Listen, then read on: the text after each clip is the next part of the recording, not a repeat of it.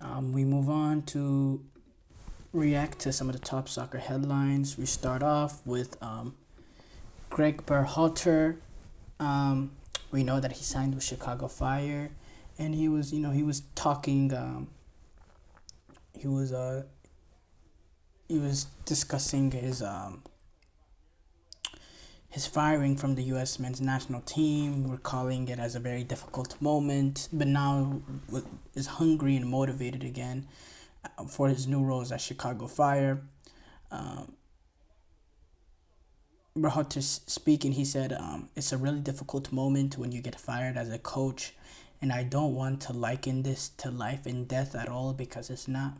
You're still alive, but it's still like mourning a death, and you wake up the next day and you feel really bad. Your confidence take a hit, and it's a really difficult moment.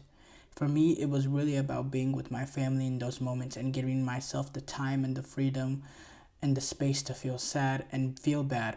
We didn't perform well in Copa America, and when you don't perform well at a high level, there's consequences, and I take the full responsibility for that, but it still hurts.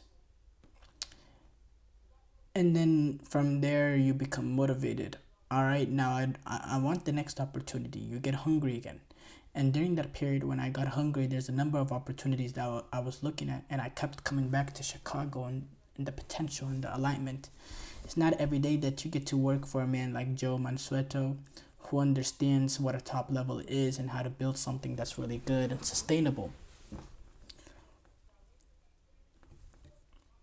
No comment. As a US men's national team fan, no comment. Barcelona president Joan Laporta said the club turned down an offer worth about $270 million, 250 million euros for Lamine Yamal in this summer. Laporta did not reveal the team, but there's reports that rumor that it was PSG. That was the team that did it, probably trying to line up a replacement for Kylian Mbappe. Laporta said in an interview, these are those things we have to balance the accounts. Not in that case, the players that have left for sporting reasons, Dembele, Guiu, they won't have things as good as they did at Barcelona, at Barca, at any other club. We know what we're doing in the transfer market. We want those that are the best and who want to be here to stay, and we have shown that. A club came to me to sign Lamine Yamal for 250 million euros, and I said no. It wouldn't surprise me. A player who's 17 years old, that's a player that's gonna be around for the next more than a decade, probably two decades. So I understand the value, and actually no, I don't understand why any player would be worth 250 million. That's a ridiculous amount of money for any player. But in this day and age, in the market that we live in, that's what it is. And yeah. Mazraoui, he's already training again after the heart procedure. He's already returned to training after he went through a heart procedure to cure some minor palpitations that he had during the 0-0 draw with Aston Villa. Mazraoui, he actually also experienced some heart issues during his time at Bayern, but he was able to treat it, and now he's able to train yet again. Sources say that there's no decision on whether he will be available for the Brentford game. But who knows? He's already back in training, so it shows that he won't be allowed. He won't be, away for that long.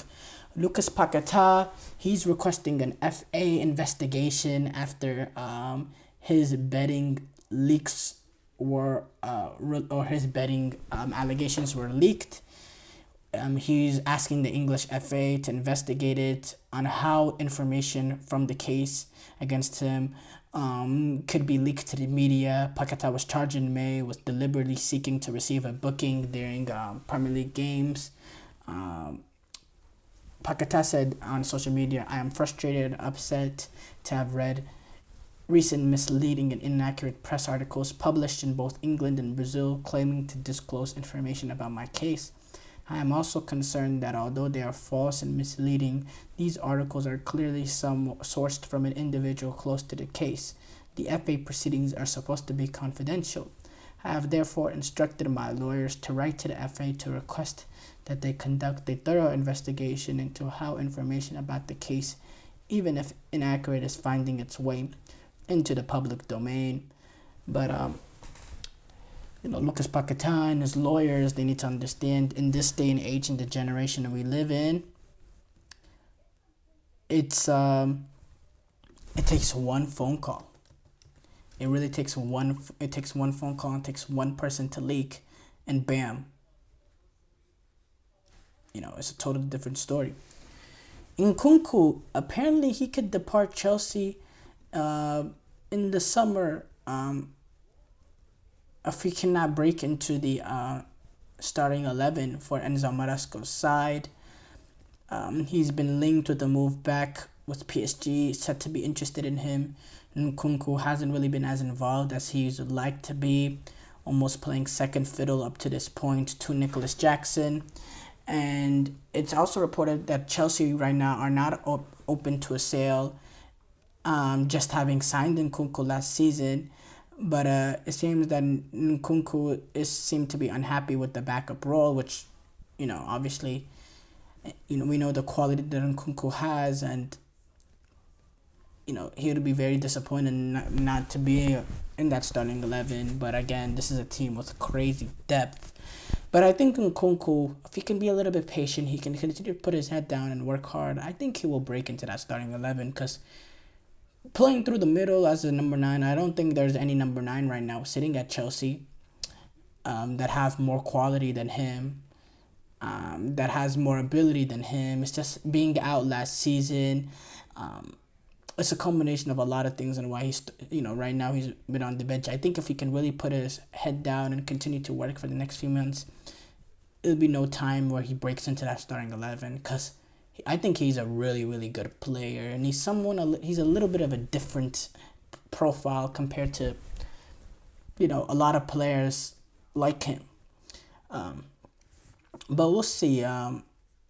Obviously, I think Chelsea's team is already bloated, so they could lose a player or two and get some money back. But that's a whole different situation there. Messi, he came out saying he prioritizes him staying happy and healthy over trying to reach the 2026 World Cup.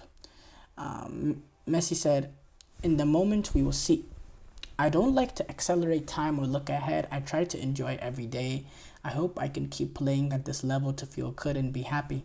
When I get to do what I love, I am happy. I value that more than reaching the 2026 tournament. I haven't set a goal to reach the World Cup, but more so to live day to day and be well."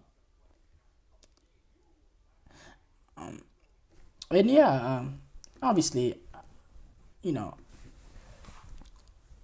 he's not going to sit there and salivate over the 2026 World Cup. He's already won one. So he's really trying to take it day by day. And I believe he will take it day by day all the way to the World Cup. I really firmly believe, gut feeling, Messi will be involved in the World Cup. But it remains to be seen. Obviously, only Almighty knows. Only God knows. Thank you guys, though, for tuning into the GSMC Soccer Podcast presented by the GSMC Sports Network. Your support means a lot to us, so please remember to subscribe to the show and leave a positive review. It really does make a difference. We also invite you to follow us on Facebook, Twitter, TikTok, and Instagram for more content updates. So thank you once again. Have a wonderful, wonderful day.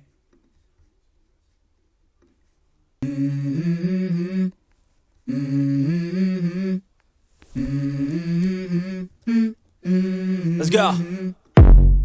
I wake up to a little bit of drool on my pillow, feel like it's gonna be a bad day. Yeah, I'm tired of shit.